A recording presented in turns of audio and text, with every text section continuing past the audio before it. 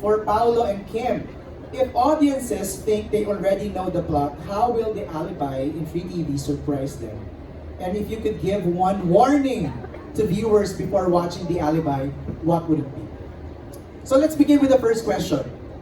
Paano ba masosurpresa ang audience dito sa Free TV version ng The Alibi? Para sa akin, may main plot talaga na sinusundan na more or less, may idea yun na yung mga nakanood nung Prime Cut. Pero dito, ang daming subplots na kapag pinanood nyo yung siguro Prime, parang kung question nyo, ano nangyari dito? Or ba't hindi nasagot? Or bakit na-skip? Or bakit hindi nabigyan ng importansya? Dito parang everything's fleshed out. It's juicier. And may mga bago na may mga iba kaming sinut dito na iba sa mga pinalabas. So siguro that's one thing that would make the audience excited. Kasi yung sa Prime, Direct, and Pau, it's too tight. Ilang episodes yon? That's 14 episodes in 7 weeks. So dito, mas medyo himay. Tama yung sabi ni Paolo, May subplots. konting hinga and explanation kung saan ang galing yung mga eksena. Will you also concentrate on the romance, on the love, dito sa The Alibi? Yes, meron. Okay. Kim, paano kayo masosurpresa dito sa The Alibi? Alam mo, habang pinapalabas yung The Alibi, ngayon ko lang nalaman kung saan ginagamit ang losartan. Losartan is for high blood, di ba? Nabasa ko High na blood. lagi sa Twitter. Sabi nila, ano ba, inom na naman kami losartan na high blood na sila, inaatake na sila, sino ba talaga pumatay, sino Okay. yung ano. Sa stress na daw sila, pati yung sa grocery, sa mall. Kim, losartan na naman ako. Ganyan. So every Friday daw sila umiinom nun. Ano po ba yun? Sabi ko na lang sa kanila. Yun pala yun. So ibig sabihin, dito sa TV version, mas madami pa nun. So prepare themselves. So yun na ba ang warning mo sa viewers? Kasi marami pa kaming sikretong hindi binuksan sa Prime Video. So this time, mas marami pa. Para kaming surprise egg. Yung pag binuksan mo yung isa, meron pang another. Yung ang daming nangyayari. So mas marami pang mangyayari dito sa TV version. Maganda yung second question niya. It's also for the two of you. Both of you were known for intense acting. Did this project push you further emotionally or psychologically? I would say it did. Per project, syempre iba-ibang situations, iba-ibang characters, kahit pa paano yung play namin. This time, I got to play a journalist and parang... Did you shadow somebody? Not really shadow dahil syempre sa pagkakasulat rin ng script medyo yung situations iba. Pero coming from like a family who owns like the company and everything, parang medyo mapapaisip ka talaga ng parang these things are possible. Posibleng posibleng mangyari sa totoong buhay kung hindi man nangyayari. Kimmy, were you pushed Oo emotionally? naman, isa to sa pinaka-challenging na project na nagawa ko. Kaya yung notebook ko talaga ay very, sa akin, very holy. Kasi parang isa to sa pinaka-mahirap na project. And very fulfilling din na nagawa ko siya kasi this is very far from my comfort zone na usual na ginagawa. Which is maganda kasi yun naman talaga ang gusto natin as an actor, bago ng bago, upgrade ng upgrade. Yes, Diba? sabi nga nila, di ba, yung comfort, yun yung pumipigil ng growth mo. That's right. So, dapat iwasan mo yung That's right. comfort. May nire-recall akong quote na Ako din, mamaya pero wala na. Wala na sa isip ko. Okay, next question is from Jeffrey Garcia. For Sophia, on a scale of 1 to 10, gaano kasakit ang mga sabunutan scenes niyo ni Kim Chu? Hindi naman po masakit. Super sakit. Super sakit lang. Naalalayan naman po kami habang nag-shoot. So, I was just nervous na baka ako yung mas makasakit. But, okay naman. It was good. So, baka mga 5 lang po. Ilang take yun? Yung mga ganong eksena? Nag-react dito. Bakit? Ano yan, Samuel? Swerte mo. Sa kanya kasi masakit. Iba yung experience ko. Ano ba mga scenes na, naman na iba yung experience mo? I think, naging viral yung eksena namin ni Kim sa Prime, yes. And it was a great scene, but I think sa lahat ng mga eksena ko na may sampal, nasa top 5 siya. Maybe sa top 3 talaga si Kim. But it was a great scene, and I told her, yun ang gusto ko eh. Gusto ko yung totoo.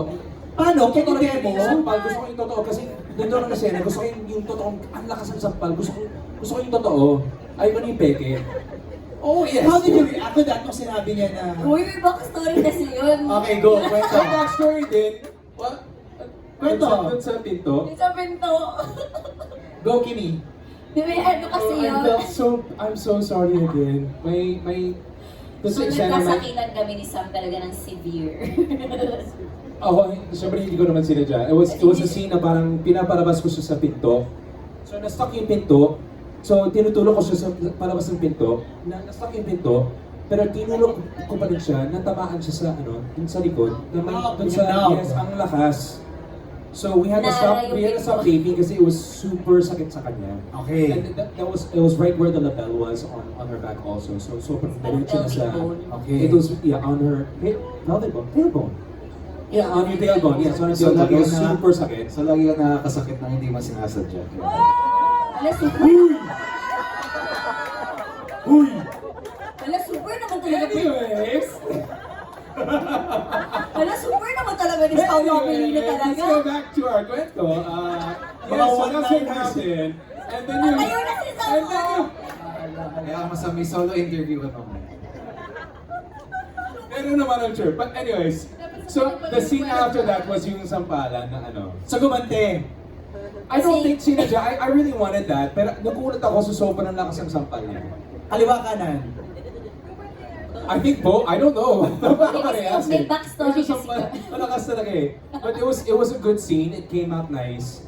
I was a bit surprised lang na ang lakas. Nandun na sa eksena. That's how it's supposed to be. I want that. I Hindi ba like that. namula, namaga? I don't... Baka Namula. konti, yes. But I like that. Nadala din Yun ako. yung gusto ko eh.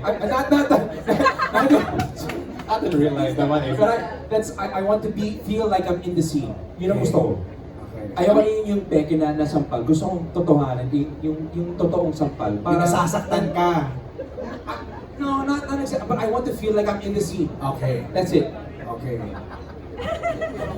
Bigyan mo ng lusot ka ko. Anyways, yes, it was a good scene. End of story. Thank you very much. Salamat po. Okay na. Your side of the Hindi, story. akin kasi, yung notebook ko, sinundan ko lang. Siya kasi yung nagpakulong sa akin. Nasa ang level of anger sa notebook. Yeah, level 100 yun with 5 stars pa yun. So yun na yung pinakarurok talaga ng character ko. Kasi kakalaya ko lang, pinalabas na ba ito sa Prime, kakalaya ko lang, hinanap ko siya. So yun, so meron siyang pinanggalingan, but at the same time, nanggaling din sa nara na pintuan na tumama sa... So parang pasabog ka na talaga. Yes, I'm ito talaga sorry sabi again. ang sakit talaga no? Hindi, pero binigyan niya ako ng ng shaker, pang protein Yeah, shake, di ba? it's a portable. Para saan yun? Sorry, I felt so bad. sorry. I really felt really bad. I was like, I need to, kailang bumawi. Oo, I'm Ay, sorry. siguro napasensya talaga ako. Okay. Dapat pala sa kanya yung question, Sophia, no? Hindi dapat sa... Sino ba bang may ganong eksena dito sa inyo? Na ganun din, intense? Because I'm sure this is packed with intense scenes ng The Alibi. Sa new ones, sa mga younger ones. Kimi. May scene akong inapakan yung ulo ko ni Ate Kim. Naka-heels Uy! siya, yes. Pero okay lang naman. Bakit? Palaban kasi si Stella dito. It's far from Kim Chiu herself. Okay. So, natapakan siya kasi kinuha niya yung Make-up mo. make-up, gano'n. Ah. Palaban siya talaga na tao. So, Okay. bawal siya tibagin. So inapakan mo sa mukha. Ang bumangga, giba. Wow! Sino ba? Angelina, meron bang intense scenes here? Ate Kim na physically, wala na. Hindi naman, emotionally intense. Emotionally, Yung first take, yung nahilo ka. oh my God, meron ko sa emotionally. Yung pinakaunang scene ko, as Ever. Catherine, ever, sa serye. Oh my God. Intense siya physically and emotionally kasi ang init. Tapos, Hindi siya confrontational na tao. Okay. Hindi ako confrontational. And the scene was confrontation. Yeah, Okay. very confrontational. May mga moments din ako na when it's confrontational, the audio guy goes up to me and asks me, Angelina, are you okay? Kasi yung heart mo. Lamel niya gumagano. Oh. But this scene with Ate Kim, yung pinakaunang scene, I almost fainted from the confrontation. This is stressful. Aware ka nun, Kim, na parang medyo Nakita ko siya. nagka-hyperventilate siya, gano'n? Oo, tapos sabi ko, upo ka muna. Sabi ko, pwedeng tubig muna. Kasi intense. Yeah. First day pa lang, first Yeah, day. yeah. Sinabak agad sa ganung ano. Yeah, but as soon as time went by, I think I got used to it naman. Wow. Galing na siya, super. Okay. With the help of Ate Kim, of course. Robbie, ka, meron ka bang intense scene with your brothers? Hindi siguro sa mga kapatid ko. Okay. Pero nagkaroon na rin ako ng intense scene sa tatay namin dito sa Channel C. Okay. So, I guess, ang isang aspeto sa kwento ng The Alibi na pwedeng asahan ng mga kapatids natin is pagdating sa mga conflict with friends and family, this is the story ko. Alright. Sophia, go ahead. Got to share kay Miss Shara Padilla pala ako tumansik. Isang pa niya ako isang beses. Ah, talaga? Pero I was like feeling so blessed to ako sa pala. Pero tumansik ko isang beses. Direct pag ganung mga eksena ba, do you choreograph, do you rehearse? Paano yung pag-preparation for that? Meron namang blocking, pero as much as possible, dapat as real as possible din yung gagawin. Kasi may mga actors talaga na gusto yung totoo. Halata mo kasi pag fake eh, kasi meron. Nawi-wait mo, nauuna yung ano. Naabangan, na-anticipate. Oo nga. Kaya mas maganda yung bitaw na panganatural. Yes, yes. Nice. Okay. Our next set of questions magagaling kay Miss France Sahorda. For Kim. Hi Kim, you played your role in the series so well. How has the show changed your perspective pagdating sa mga tinatawag nating, can I say the word? It's a P word. Or those na nagbebenta ng katawan for a living. So did you change your perspective? Parang dancer, yung mga star dancer, yung mga ganyan. Actually, yung perspective ko dyan is ganun kahirap ang bansa natin. Uabot ka talaga sa ganung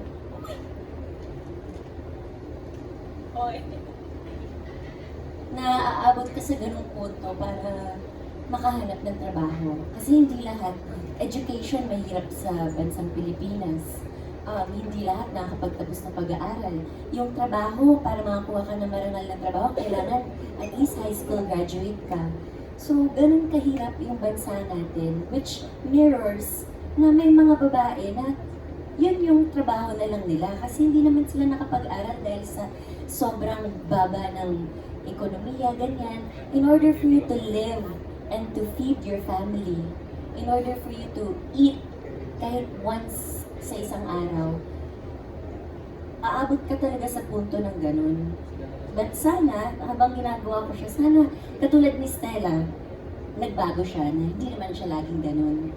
Kaya sana, as years pass by, umangat na yung Pilipino.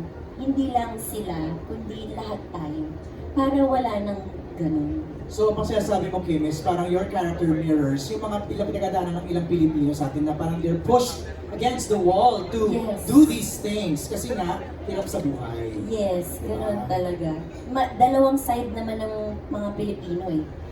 Mayaman, may sobrang hirap. So, Right. yes. Thank you, Kim. Mula kay John Bueno for Robbie Jaworski.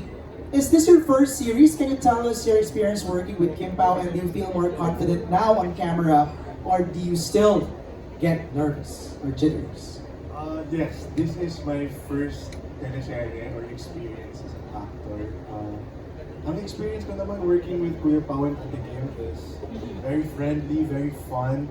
Kapag walang eksena or off the set, light ang trabaho, madali silang kausapin o pwede ko silang lapitan at humingi ng advice or actors notes. And as for nerves and jitters, I think that with more experience, hindi pa rin nawawala lagi yung pagiging nervyoso. Pero yung proseso mo bilang isang aktor para, I guess, to overcome the nervousness is built upon, and I hope to have more experiences in the future. Yeah, you're just getting started, di ba? Pero you're in good company sa first project mo, Of di course, ba? The of course, Alibi. 100%. From Hannah Malorga of Inquirer.net for Direct Jojo. Ano po ang mga scenes na dapat abangan ng publiko sa The Alibi ang buong katotohanan? I think she's referring to yung nasimulan ni Paolo kanina na eksena na parang may mga scenes na hindi masyadong nakita. Go ahead, Direk. Maraming scenes kasi na hindi pa na-explain kung bakit na na-air sa Prime. So dito ma-explain lahat kung saan ang galing yung mga eksena. Plus mga big scenes na, well, syempre yung mga ibang eksena na hindi pa na sobrang tight kasi na edited material ng Prime. So dito, for almost ilang weeks na shoot, makikita dito at na-explain lahat. Saka nasabi ni Pao, may mga na-shoot daw kayo na hindi napalabas. Hindi pa napalabas. Yes. Oo, so dito mapapanood. Tsaka yung explanation kung bakit nagawa yun. Alright. From Kate Nuesca of Pulp Magazine for Paolo. In this show, Paolo's character lives in a world where no one can be trusted. How did you prepare for that feeling of being a hunter, looking for the truth, while also being hunted, someone who is in danger? Yeah. I think one thing during the time we were shooting The Alibi, a lot of things were happening in the Philippines as well. And parang we were hungry for the truth, diba? Parang we were out for blood. We were out for answers, parang ganun. So I think parang that was one of my inspirations, and aside from that, it's just parang innate curiosity. Parang when you're curious about well, I'm a very curious person. Kapag may hindi ako alam, nai-research ko lahat dahil gusto ko kompletong detalye. Or kung nagbabasa ka ng libro, may madaanan kang isang salitang hindi mo alam, hindi ko pwedeng ituloy dahil hindi ko alam yung ibig sabihin ng salitang yan. And it's the same thing, I think, that I applied in this role. When you're constantly searching for answers, not just about yourself, but for everything around you. Parang hindi ka mapakali dahil hindi mo alam yung katotohanan. I think it's the same thing with other journalists. No, ang ganda na sinabi mo kasi kanina, kinakwento ni Kim how yung role niya mirrors the Daily Filipino, di ba? Lives of some Daily Filipinos. Ikaw din ganon. You mirror what should be the attitude of a Filipino to search for truth. Di ba? Agree? Okay. For Kim this time. Kim is known for being the chinita princess of rom-coms that are usually very honest and pure, while her character in The Alibi seems to navigate a lot of moral gray areas. How did you prepare for the psychological weight of playing this kind of character? Grabe naman ang mga Oo nga eh. naman pala. Hello everybody, I'm Kimberly Chu from Cebu City. Yun yung kagandahan ng pagiging isang actor.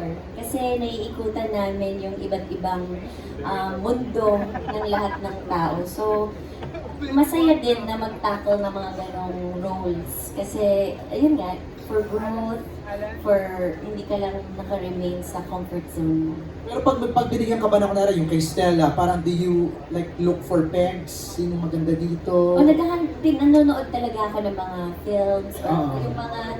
yung mga tao, oo. May immersion ba sila direct minsan? Minsan yung Merong, pag alam naman yung character, siya na yung search for that certain character. Pero may time ba na parang let's look for a case study, magkwento lang, gusto ko lang marinig yung kwento, parang may ganun ba kayo? Meron naman pag minsan. Alright. Okay, this is our last question. This is just part 1 of our Q&A. So, from Trisha Matias of Metro.style, for Sophia, what's your favorite memory to look back on from filming? Actually, gawin na natin sa lahat. What's your favorite memory while filming? In Cebu? Tama? Is it 100% in Cebu? Hindi naman. Majority lang. 80%. Okay. So, what's your favorite memory? Isa-isa natin. Kimi, yung inapakan ka sa mukha? Yes, Okay. yun siguro. And the rest of the, maybe on the choreography side as well, working with Ate Kate personally with her And I've known her for a long time na, for a year maybe in Showtime, but now mas naging close siguro kami. And also seeing everyone here who are actresses and actors, kasi first time ko talaga, so hello, parang ganun ako, ano bang gagawin dito? So for the ano lang ako, observe, tapos I try to mirror what they do, or like I learn from them, and I ask questions as well, but mostly it's working with them closely, so yeah. Wow, English. Yeah, bring that with So, you yeah. for your next project. Yes, sana Yeah. nga, yes. So, PJ, ikaw naman. Favorite memory? Ano ba? Marami the bonding itself. Kasi parang minsan nga pag-isip ko, excited na ako, magtitipin na kami. Chikahan na kami ni Kim. Nagtrabaho ba kayong dalawa? Actually, parang hindi. More on chika. Or chika lang? Marami na kami na chismis, na shopping. Shop. Ayan. Ikaw lang sa Kaya ko lang pala shopping. yung shopping. Yun ang kinakasaya ko pag day off eh. SNR ako. Nag-plug ka pa, PJ, ah. Okay. Mag-grocery ako, Nice. Pero masaya naman kasi doon din ako nag-birthday. Sinurprise nila ako.